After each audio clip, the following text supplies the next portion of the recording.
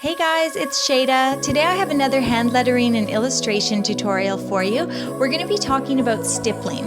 And stippling is a form of shading where you use dots to create light and shadow. So let's get started.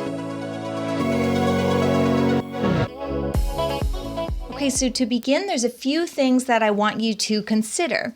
The first is light source. So where is the light coming from? You need to decide that because this is a form of shading, of course.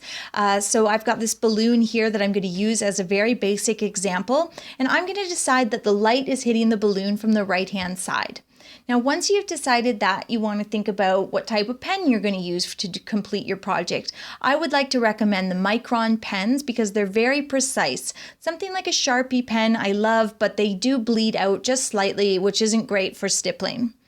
Once you've decided on your pen, you want to think about the dot size. So with the microns, you can literally pick what size that dot's going to be because they come in a whole range of sizes.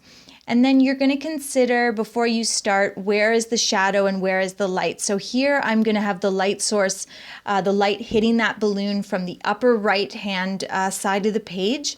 So I'm going to have a lot of dots concentrated at the bottom of this balloon, and they're going to gradually get lighter as they go up the balloon towards the right. And you'll see what I mean as this comes together.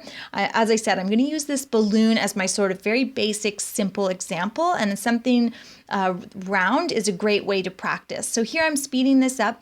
You can see the concentration of dots in the bottom of the balloon, and then they're getting less and less as I go up because the light is hitting the balloon from the top right-hand side. And that's just what I've decided. So then I sort of do all the dots, and then I go back in and I add more. So I sort of do my initial layout, and then I'll go in and add to that. Another thing to keep in mind is just to add lots of dots. You sort of need to fill in around the edges. So you always start with that contour drawing. So stippling doesn't mean you have no lines. You begin with a contour drawing and then you shade with the dots.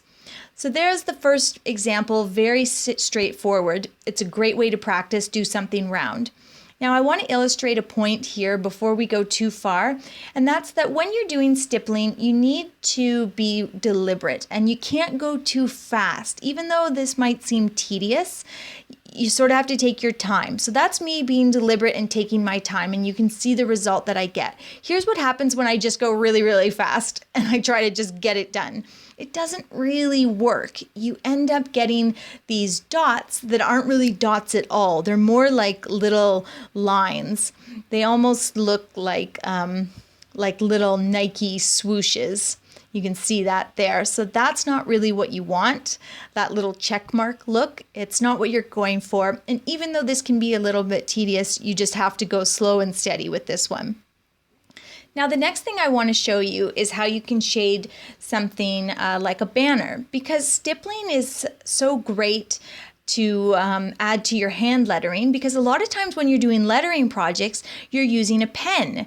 And how do you shade with a pen? Well, some people like hatching, but another great option is to do some stippling. So this is great if you do sort of a quote. You can add a banner or you can add a graphic to it. And this is a great option for shading the graphic that you choose to add to a hand-lettered quote. So here I'm going to shade this banner. In this example, I'm going to say that the light is hitting it dead on. So my light source is sort of straight in front of the page. And I just want to add a little bit of shadow to this banner and sort of make it pop out of the page. Something you might want to note is that here I'm using the 02 micron, and for the balloon I use the 08. So that's the difference in the dot size. And choosing a smaller dot will sort of create a more sophisticated look, and that's just totally up to you. But this is a great way to sort of add that depth. And there you can see what the banner looks like when it's all done. I think it looks great. I'm really happy with it. My light source is dead on and my dot size is small. And here I'll show you an example of what I was just saying. This is a quote that I did for another video on the micron pens, and I added this mouth, and then I thought, how can I add depth and shadow to this simple drawing? And stippling was sort of the perfect answer for that.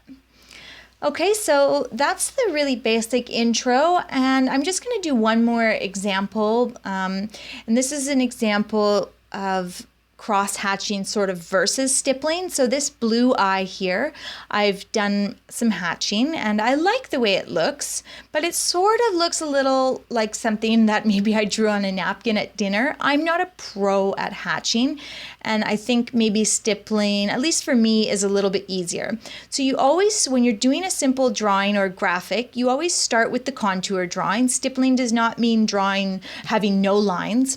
And then when you go to shade it, you're going to fill in with dots. So here the iris of the eye is completely black, or sorry, the pupil is completely black. And then to add a sort of secondary color, I'm going to do dots all across the iris. Okay, so the iris right now is sort of one color.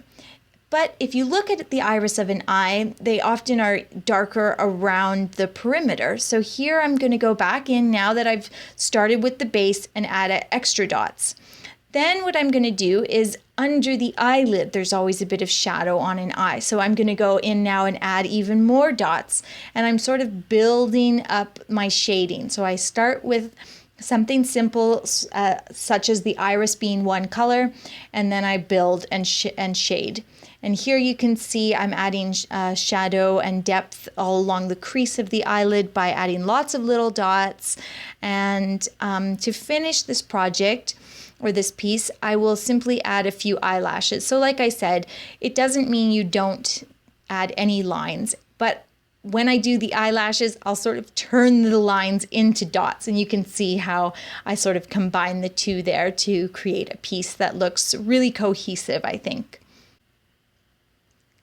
Okay, and that's all done. And that's all there is to stippling, guys. I think if you want to do this project, practice with whatever you have, and then do order yourself a pack of those Micron pens. You can get them on Amazon, and I will link them in the description of this video. Thanks for watching today. If you enjoyed the video, please hit that subscribe button, and I will see you Friday with a new tutorial.